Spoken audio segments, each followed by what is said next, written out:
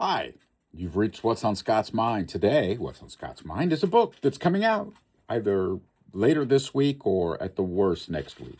It's called Designing AI Data Centers. It is focused on a concept: engineering intelligence at scale, power, compute, and what's coming. It's a book. I'm very excited. So I've been working on this concept of designing an AI data center or AI factory, if you will, for the last year. And obviously, the publisher said, "Yeah, we want this book," and I've spent the last 3 months kind of working with them to get the book ready because you have to. There are a number of things. Every publisher has a different style guide. Every publisher has a different set of rules.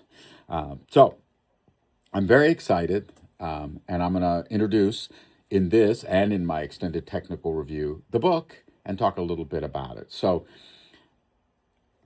AI factories are different.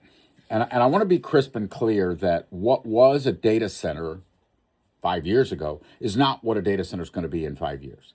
And I know there's a massive, huge amount of anger about data centers right now. And a lot of people are not in my backyard. And I completely understand that. I completely understand why. There are three things that you can argue against the data center.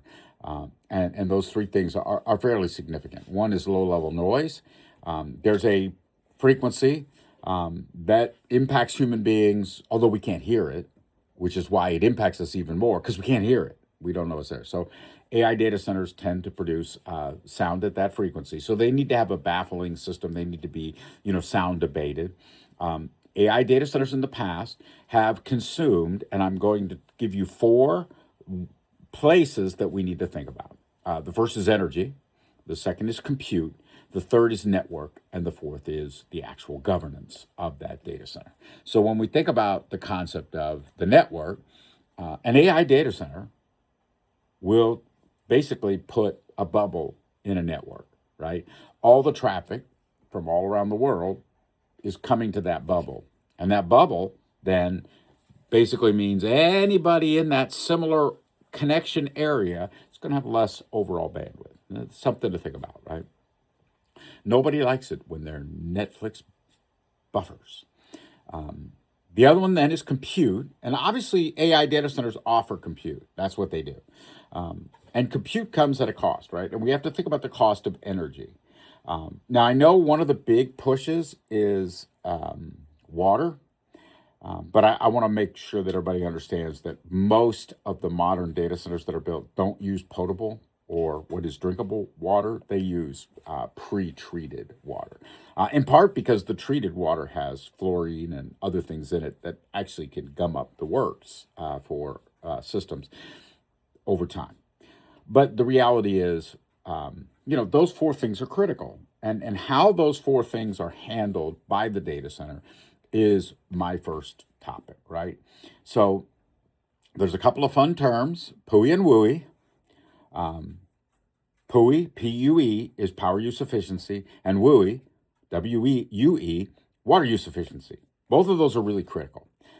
In fact, one of the things that I would argue is that there should not be a new data center built in the United States that isn't completely covered by a solar array, period.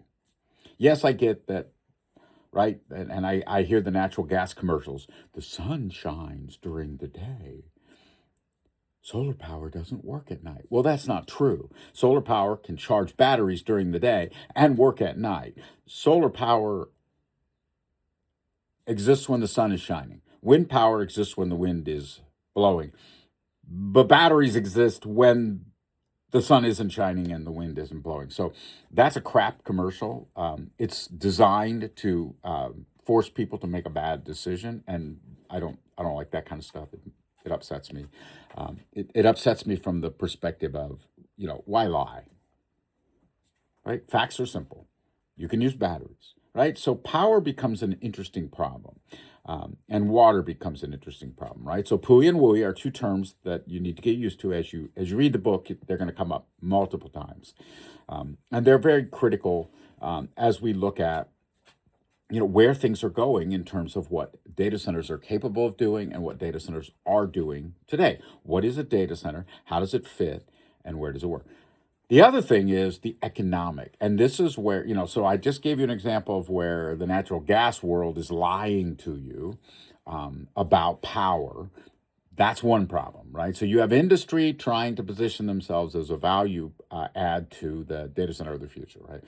But the other side is the data center talking about the impact on the local economy. Let's be realistic. A data center is at most 100 jobs. Yeah, they are high paying jobs, but most data centers are around 100 to 250 jobs total. Not a huge impact, right? A big Ford plant, a big GM plant could be 5,000 workers, right?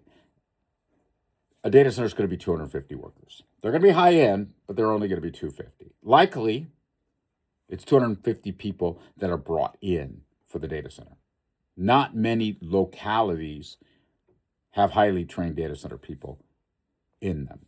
And not many of those data center jobs are ones that you can teach somebody how to do, right? It's, we're going to have 4 janitors to clean the data center. Okay, well, those are the 4 local jobs. And then 246 of the jobs are imported net. Yeah, that increases the tax base of the community, but that also drives the cost of houses up. That drives the commute times up, blah, blah, blah, right? So the reality of the situation is data center additions don't necessarily add a lot of value to the local economy, not at least what they're saying.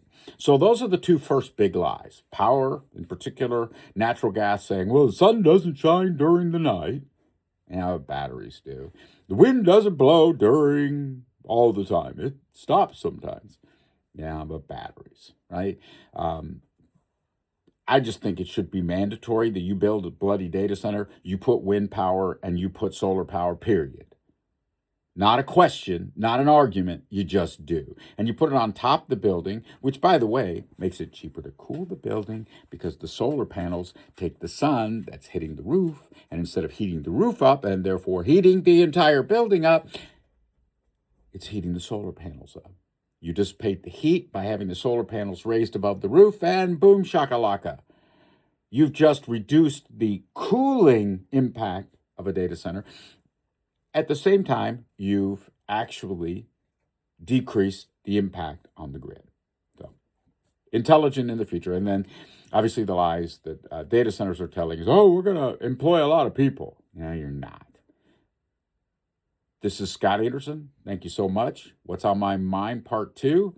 Designing AI data centers, coming soon to a store near you.